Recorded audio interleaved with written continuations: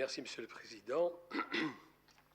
J'ai l'avantage d'intervenir après deux orateurs qui ont déjà défriché le terrain pour moi, donc les 10 minutes que je devais prendre pour cela sont déjà économisées. J'essaierai de m'en tenir à mes 10 minutes pour maintenant essayer de, j'allais dire, rentrer dans le vif du sujet de ce qui a été fait, comment cela a été fait et quels sont les enseignements qui ont été tirés. J'ai eu effectivement l'avantage de faire un travail pour le compte de MedCities, de compte de CMI, etc., sur les pratiques de la stratégie de développement des villes dans les villes méditerranéennes du Sud pendant la dernière décennie qui coïncide finalement avec l'engagement de ces pratiques. Alors, ma présentation, elle portera sur 3 volets. Le premier, c'est simplement un rappel, mais extrêmement bref, puisque ça a déjà été dit hier, avant-hier et un petit peu aujourd'hui, le contexte général dans lequel on se place. Le deuxième volet, c'est qu'est-ce qui a été fait qualitativement en matière de stratégie dans les pays du sud de la Méditerranée. Et je terminerai par des recommandations qui ont été d'ailleurs, pour la plupart, adoptées lors de la conférence de Barcelone au mois de mars. Alors, le contexte, nous le savons, les pays du sud de la Méditerranée connaissent des mutations rapides et comme nous le constatons parfois dans des circonstances très dures et difficiles, cela se place essentiellement dans les villes qui sont les centres non seulement de développement économique, mais c'est là où les grandes décisions en matière politique, en matière d'environnement, etc. se font. C'est bien sûr, nous le savons déjà maintenant parfaitement tous, c'est une région qui va comporter 3 habitants de cette région sur 4 seront dans les villes dans les 15 années à venir. Et enfin, qu'est-ce que nous nous proposons de faire pour accueillir ces populations, pour mieux les héberger?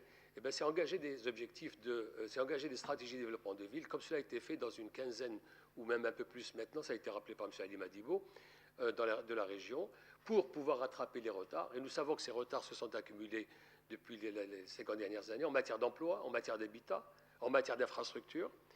Mais c'est aussi, bien sûr, assurer la croissance économique. On a parlé du nombre effarant de postes de travail qu'il va falloir livrer dans les années à venir. Et c'est enfin améliorer la gouvernance de la ville qui est maintenant le centre des grands débats qui secouent la région. Donc la SDV, comme l'a dit M. Madibo et M. Cobbett, offre une démarche locale pour améliorer l'habitabilité, pour améliorer la compétitivité, la gouvernance et la bancabilité des villes. Cette question financière est effectivement au centre des débats. Alors, sur le plan qualitatif, je vous ai fait distribuer une feuille qui indique les 6 grandes étapes et vous allez suivre rapidement, au fur et à mesure que je développerai mon exposé dans les minutes qui viennent, en faisant bien sûr attention non seulement aux 6 étapes, mais surtout et aussi que ces 6 étapes doivent toujours et en permanence être lues avec la ligne de droite qui est la concertation et la participation. Cela a été rappelé par Billy ce matin. Donc, la présentation, les étapes se divisent grosso modo en 3. La première qui est la préparation du lancement et la réalisation du diagnostic.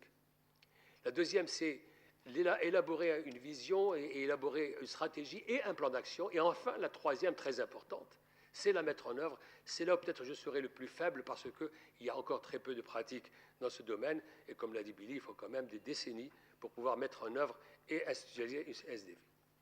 Alors, en ce qui concerne la première étape, je signale 2 ou 3 points importants. Le premier, c'est la question du leadership. Les constats que nous avons faits sur la quinzaine de villes, c'est que le leadership, il est soit pris en charge par le maire, vous avez le nom des villes, soit parfois par le gouverneur en l'absence du maire. C'est le cas pour Tétouan, Alexandrie en particulier. Plus tard, je commenterai sur ces 2 hypothèses, ces 2 situations. Les structures de pilotage, c'est-à-dire celles qui organisent, celles qui suivent les travaux, celles qui valident, elles sont en général encore d'un type bureaucratique et sans avoir discuté de la chose avec les prédécesseurs, je reconnais que nous avons touché du doigt le même problème. Nous avons encore très peu de représentants du secteur privé dans ces structures de pilotage. Nous avons encore très peu de représentants des universités et encore moins de représentants de la société civile, qui parfois, qui est un petit peu l'objet et le destinataire des résultats des SDV. Alors, les thématiques qui sont retenues par les villes, on se rend compte qu'elles sont pratiquement les mêmes. Ça traduit une réalité, c'est que cette région est confrontée au même problème à cet instant-ci, c'est développer l'économie locale, développer le social, le transport, les infrastructures et services urbains. On retrouve la question systématique de l'habitat insalubre, l'habitat informel. Et on retrouve aussi la question émergente de gouvernance et d'environnement urbain. Reste que on a très peu vu la question de changement climatique mise sur la table. On a très peu vu la question d'économie d'énergie.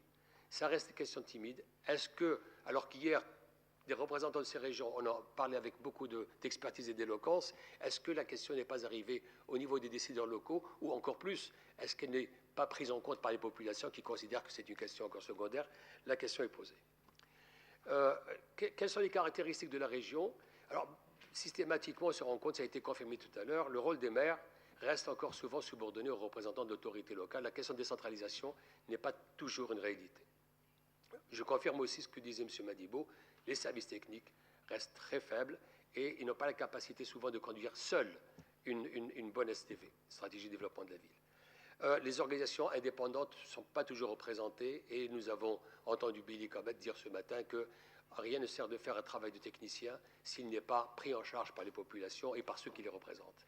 Et puis enfin, de l'autre côté, le scepticisme des partenaires. Ça peut être les populations qui se disent oh, encore une fois, des rencontres et des consultations que ça va donner. Mais ça peut être aussi une réserve, même des autorités centrales, quand elles ne savent pas quel est cet être qu'on leur met entre les mains. Est-ce que ce n'est pas une menace à l'autorité centrale? Donc on a recensé un certain nombre de réserves et de réticences.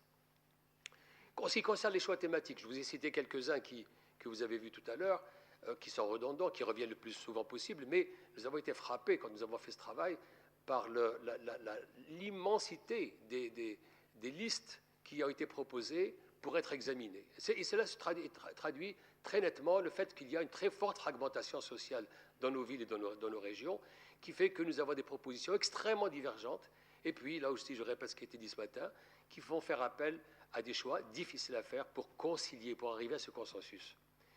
Et c'est un petit peu le deuxième point, c'est un petit peu le corollaire de ce que je viens de dire, c'est que, et surtout aujourd'hui, on veut tout et tout de suite. Alors, il y a un enthousiasme extraordinaire que les responsables des projets, que les leaders ne veulent pas éteindre, et donc ça amène à formuler des visions parfois irréalistes. Est-ce que tout est sombre? Est-ce que tout est gris?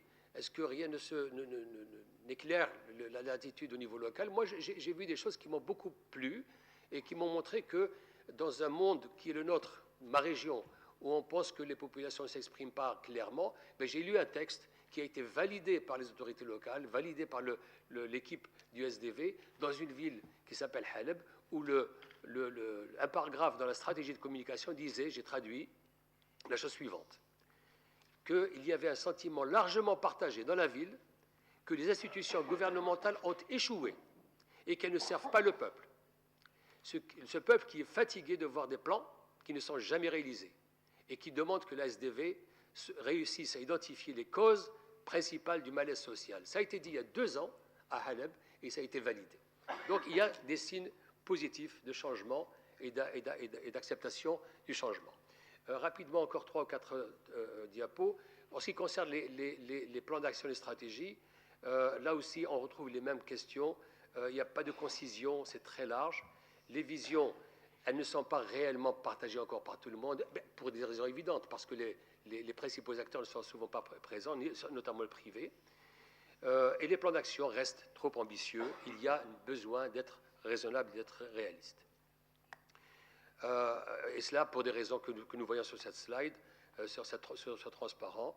Les besoins à combler sont tellement énormes en matière de gouvernance, de décentralisation, etc., qu'on se perd un petit peu dans la recherche des thèmes à prendre en charge et on veut tout faire. Cela dans un contexte où les ressources des villes sont encore très peu claires. On ne sait pas d'où elles viennent, on ne sait pas qui en décide, on ne sait pas de combien elles seront et dans quel délai temporel. Et bien sûr, les attentes très fortes que nous imaginons devoir encore être plus exacerbées aujourd'hui que les populations ont de plus en plus voix au chapitre. Alors, bien sûr, encore une fois, je répète, tentation de vouloir tout faire, satisfaire tout le monde, tout et tout de suite.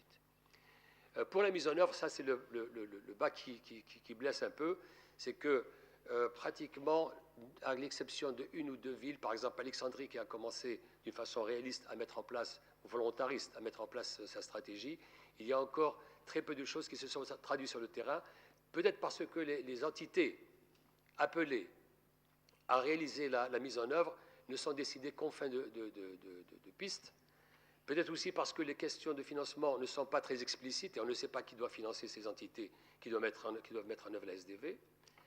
Et puis aussi peut-être parce que la SDV n'est toujours pas reconnue comme un instrument officiel, elle n'est pas opposable comme l'est opposable un schéma directeur urbain, donc ça se heurte à des pratiques anciennes. Reste à signaler des expériences positives. J'ai parlé d'Alexandrie, mais je voudrais parler encore plus de quelque chose qui n'a jamais été appelé une SDV, mais qui a été un petit peu une SDV avant la lettre, la réalisation de la réhabilitation de la vieille ville de Haleb, où la cellule qui est maintenant département de la ville a été constituée dès le début du processus, a été financée dès le début du processus, sur la base d'un budget qui a été, dès le début du processus, arrêté au niveau de la mairie. Un pourcentage du budget municipal va vers la ville d'Alep. C'est ce qui explique peut-être le succès de cette initiative. Alors les risques, là aussi je vais vous en signaler quelques-uns. Le problème que nous avons de, comme ça a été signalé, que la SDV soit vue simplement pour le programme du maire, alors que ça doit être vu pour un programme sur 20 ans, et parfois remis en cause quand il y a un changement. Le risque, c'est aussi que les pratiques ancrées sont difficiles à changer. Et quand on a fait longtemps du schéma directeur urbain, on se demande si vraiment il faut aller vers une nouvelle approche. Est-ce que ce n'est pas quelque chose qui nous amène vers des horizons inconnus? Le problème, c'est que le tissu associatif n'est pas mobilisé. J'en ai parlé, je passe rapidement. Je voudrais quand même signaler que pour pouvoir ancrer une expérience nationale ou locale, il est bon d'avoir des réseaux internationaux sur lesquels on peut s'appuyer. Je les mentionne ici, la Banque, les Nations Unies, la Banque mondiale, Cities Alliance, mais aussi les réseaux qui existent, MedCité, CGLU. Alors, les recommandations que vous avez ici rejoignent ce que je viens de dire, donc ce n'est pas la peine que je m'y attarde beaucoup. Je vous renvoie vers le rapport de Barcelone qui est sur le site de MedCité. Pour les partenaires nationaux, nous avons ceci, mais nous avons aussi des recommandations pour les partenaires internationaux.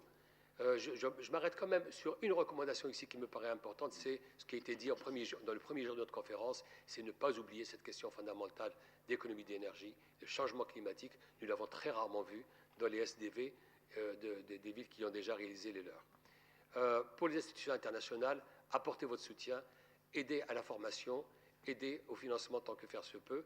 Considérez le problème des grandes villes. M. Ali Madibou nous a montré une diapo très intéressante des villes qui dépassent 5 et 10 millions. Il va en avoir beaucoup. Elles auront besoin de SDV précises et adaptées.